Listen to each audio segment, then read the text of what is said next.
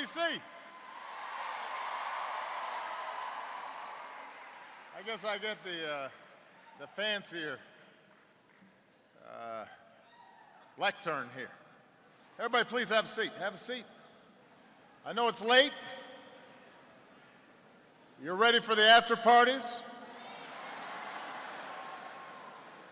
I should have ditched the speech and brought my playlist.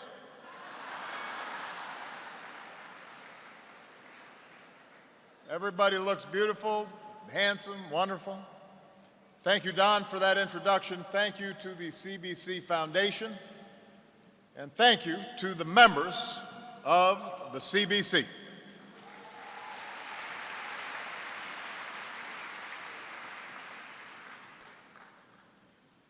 On the challenges of our times, from giving workers a raise to getting families health coverage, on the threats of our time, from climate change to nuclear proliferation, members of the CBC have been leaders moving America forward. With your help, our businesses have created over 13 million new jobs.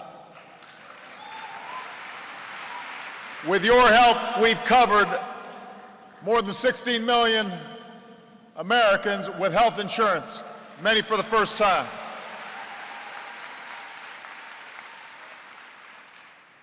Three years ago, Republicans said they'd get the unemployment rate down to 6% by 2017. It's down to 5.1 right now.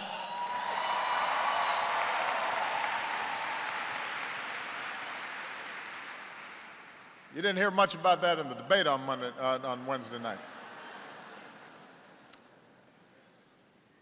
Point is, though, none of this progress would have been possible without the CBC taking tough votes when it mattered most. Whatever I've accomplished, the CBC has been there.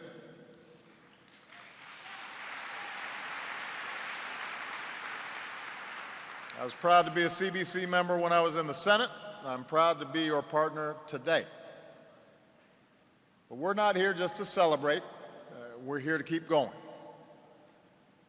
Because with the unemployment rate for African Americans still more than double than whites, with millions of families still working hard and still waiting to feel the recovery in their own lives, we know that the promise of this nation, where every single American, regardless of the circumstances in which they were born, regardless of what they look like, where they come from,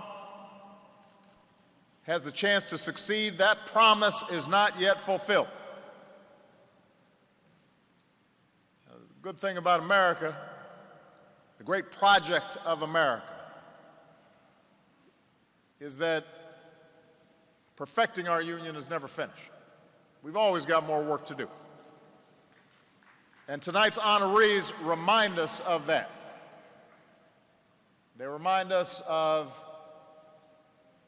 the courage and sacrifices, the work that they've done, not just at the national level, but in local communities all across the country.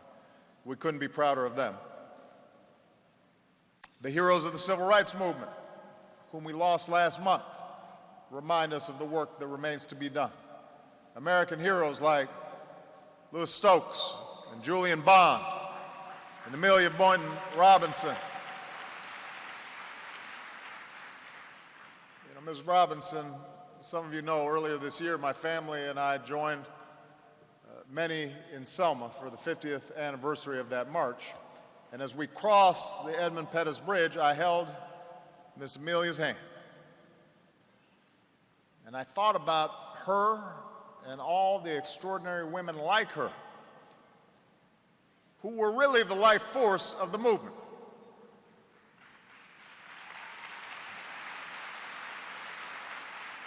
Women were the foot soldiers. Women strategized boycotts. Women organized marches. Even if they weren't allowed to run the civil rights organizations on paper, behind the scenes, they were the thinkers and the doers, making things happen each and every day, doing the work that nobody else wanted to do. They couldn't always prophesize from the pulpits, but they led the charge from the pews. They were no strangers to violence. They were on the front lines. So often they were subject to abuse, dehumanized, but kept on going, holding families together. Mothers were beaten and gassed on Bloody Sunday. 4 little girls were murdered in a Birmingham church. Women made the movement happen. And of course, black women have been a part of every great movement in American history.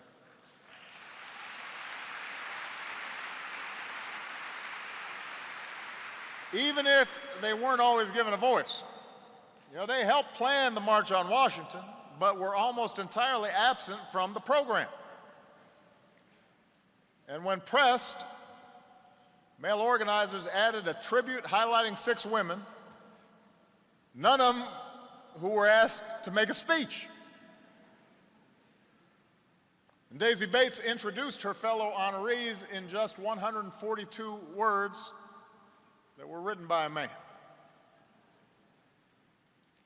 Of course, Marian Anderson and Mahalia Jackson sang, but in a 3-hour program, the men gave women just 142 words. That may sound familiar to some of the women in the room here tonight.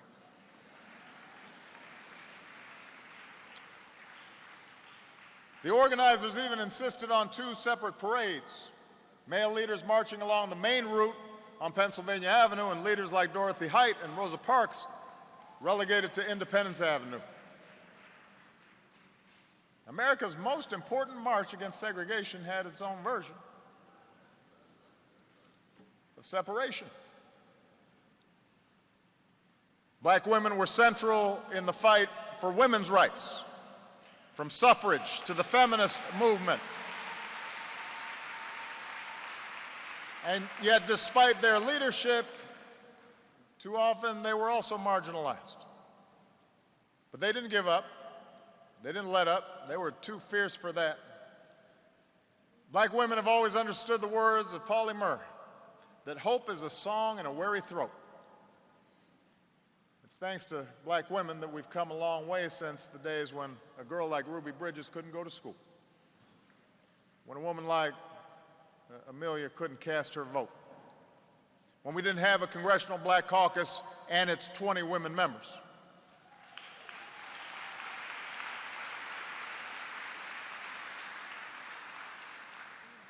So I'm focusing on women tonight because I want to know how much we appreciate them, how much we admire them, how much we love them.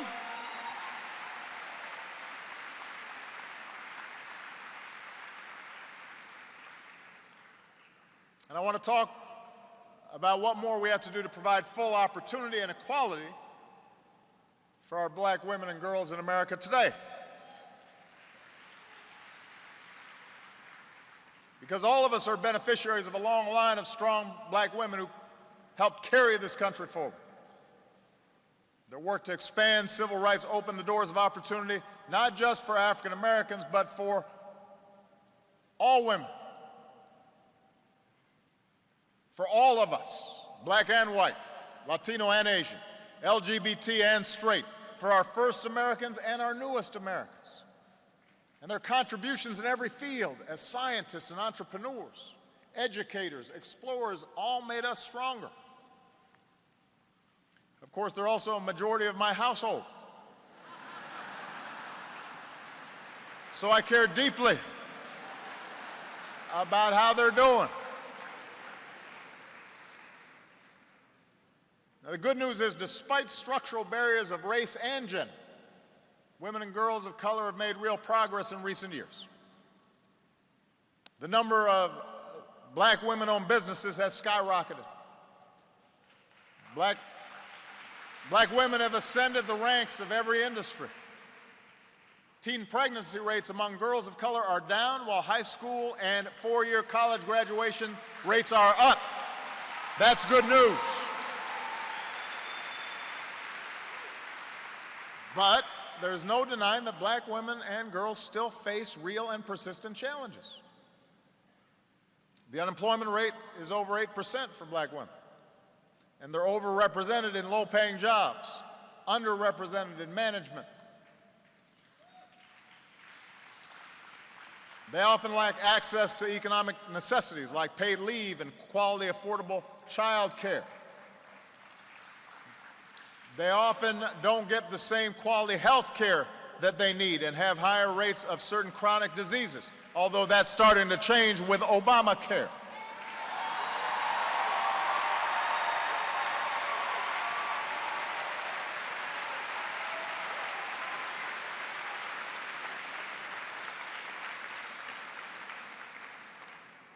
It's working, by the way, people, just in case you needed to know.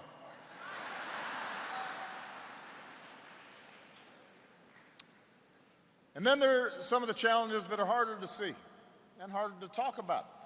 Although Michelle, our outstanding, beautiful First Lady, talks about these struggles.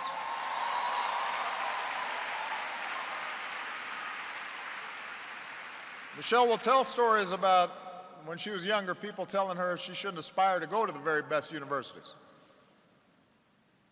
And she found herself thinking sometimes, well, maybe they're right.